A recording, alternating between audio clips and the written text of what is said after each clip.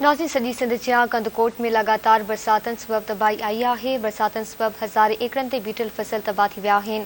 केतिराई अजा ड्रही पड़ थी विया आहिनि। नवाज़ सां वधीक तफ़सील ॼाणण लाइ असां सां वीडियो लिंक ते मौजूदु आहे हफ़ीज़ मलिक। जी हफ़ीज़।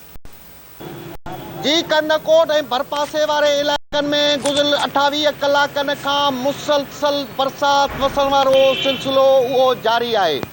बरसात पवण सबब केतिराई कच्चा घर उहे ड्रही पिया आहिनि ऐं सारियालो फसल जेको आहे जंहिंजो बिजारो पोखियल आहे, बरसात जे पाणी सबबु उहो पाणी हेठि अची वियो आहे।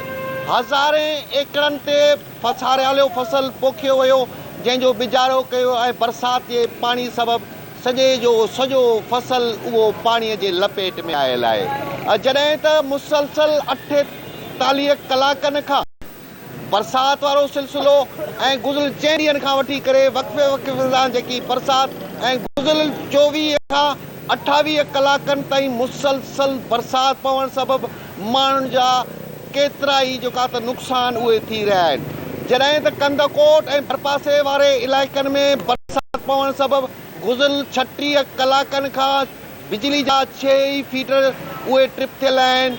1 फीडर आहे, साकी मोड़ फीडर आहे, रखण फीडर आहे, सिटी 2 आहे, सिटी 4 आहे ऐं ही मुकमल तौर ते उहे बंदि आहिनि। जंहिं करे जेका त माण्हुनि खे जेका त हिकु शदीद मुश्किलातनि सां मुंहुं ॾियणो थो पए। जॾहिं त मुसलसल जेको बरसात पियो आहे ऐं हींअर बि बरसात उहा जारी आहे। कंदकोट ऐं भरपासे वारे इलाइक़नि में वक़्फ़े सां मुसलसल 4 ॾींहंनि खां वठी करे बरसात इंतिहाई तबाही मचाए छॾी आहे ऐं माण्हू वीचारा उहे सख़्तु परेशान आहिनि। जी।